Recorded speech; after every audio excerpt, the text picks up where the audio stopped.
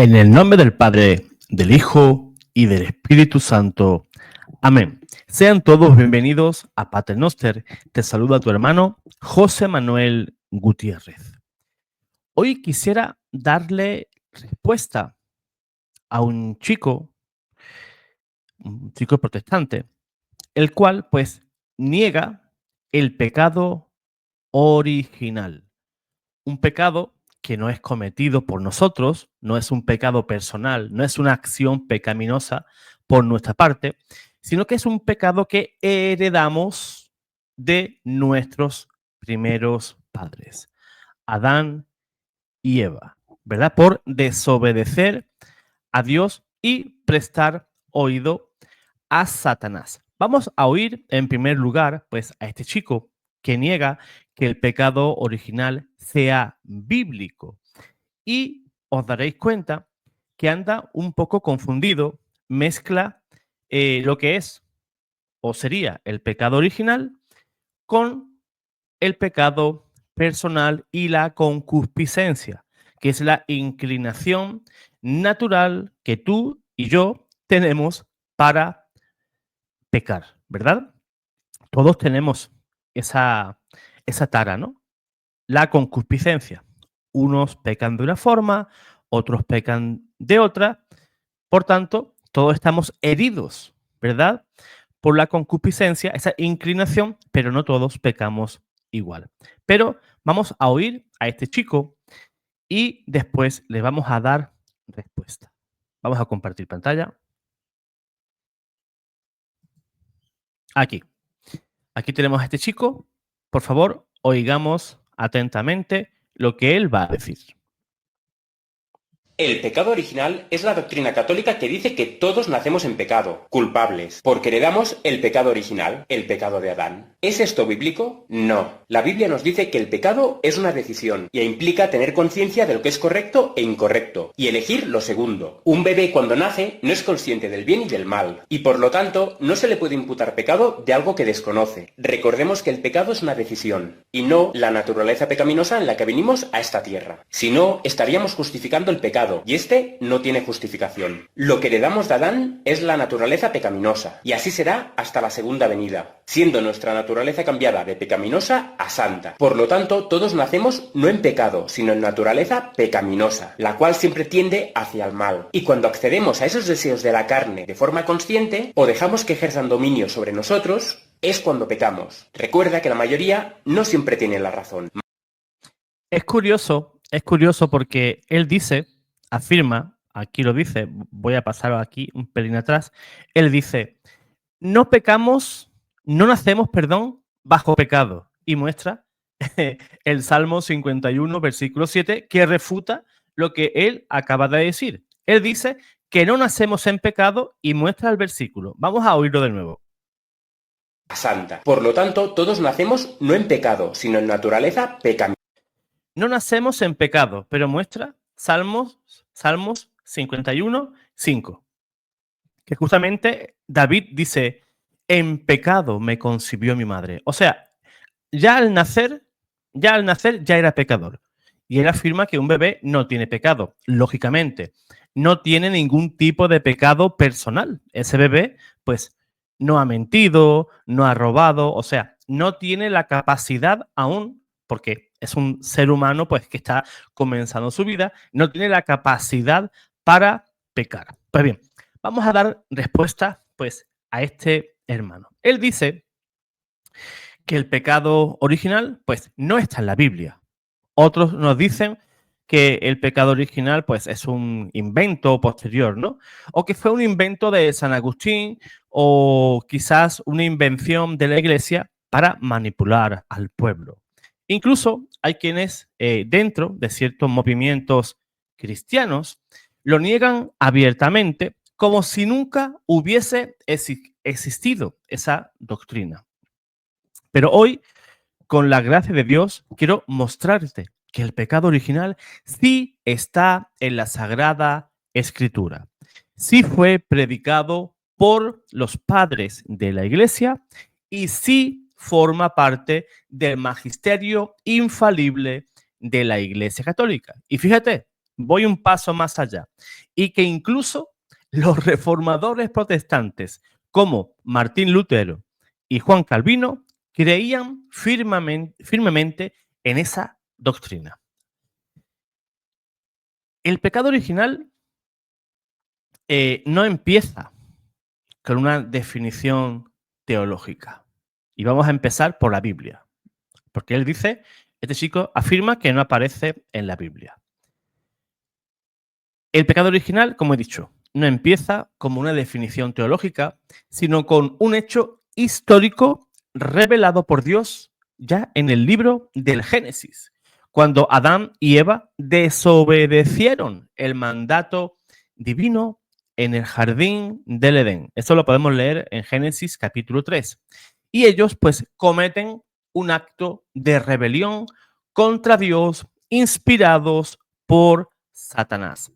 Pero aquí no se trata simplemente de un error individual.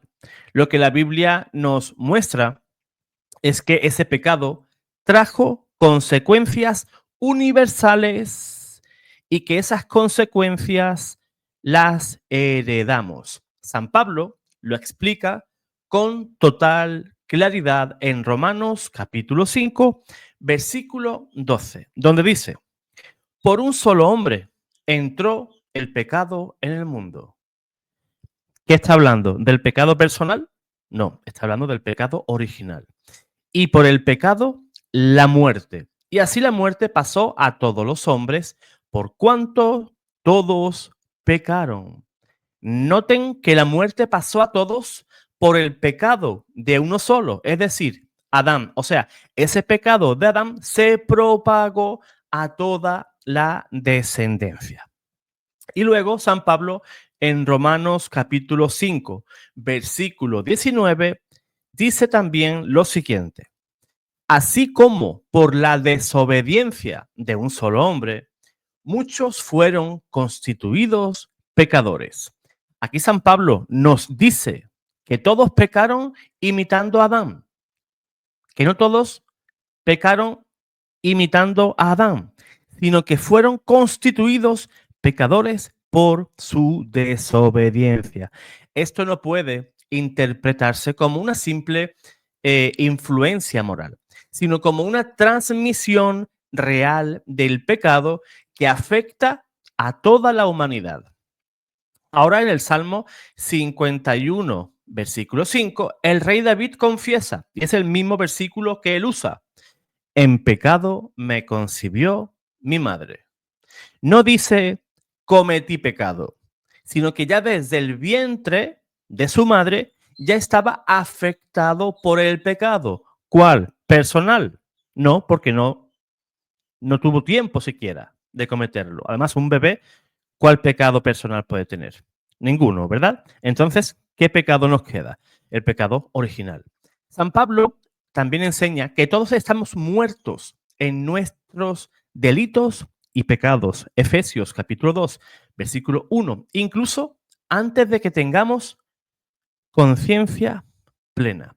¿Cómo puede ser esto si no existiera esa realidad heredada? Pues bien, ya desde los primeros siglos, los cristianos comprendieron que la caída de Adán afectó a toda la humanidad.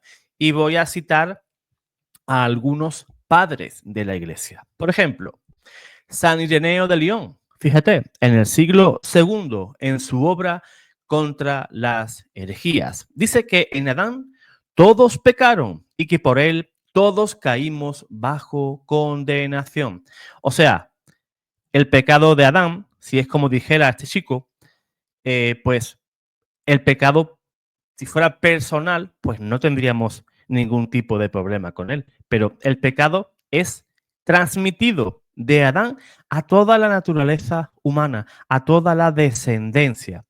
Por tanto, después de esa caída, caímos todos bajo condenación, porque ese pecado se propagó a todo el ser humano y a toda su descendencia.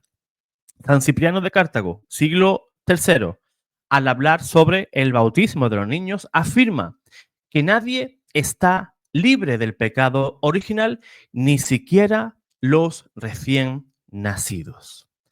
San Agustín, que fue el que desarrolló toda esta doctrina y fue bastante activo en sus escritos contra los pelagianos, nos dice: todos pecaron en Adán y por él morimos.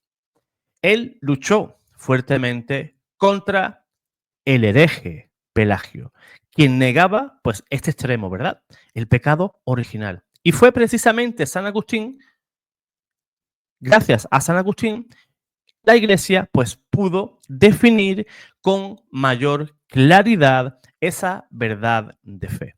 Además, la Iglesia lo ha definido de manera infalible. Por ejemplo, si nos vamos al Concilio de Cartago, año 418, mucho antes del medievo, condenó formalmente el pelagianismo y afirmó que el pecado original existe y que afecta a todos los hombres, incluso a los niños.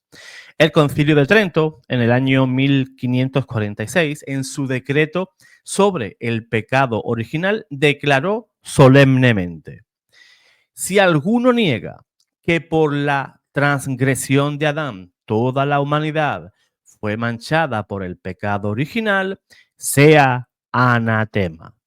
Y además, el catecismo de la Iglesia Católica, el magisterio, en los numerales 396 al 409, enseña claramente que el pecado original es una verdad fundamental de la fe cristiana. No se trata de una metáfora, ni tampoco de una influencia cultural, sino de un hecho espiritual, real, que tiene consecuencias ontológicas como la pérdida de la gracia santificante, la inclinación al mal, que es la concupiscencia, la muerte y la ruptura con Dios.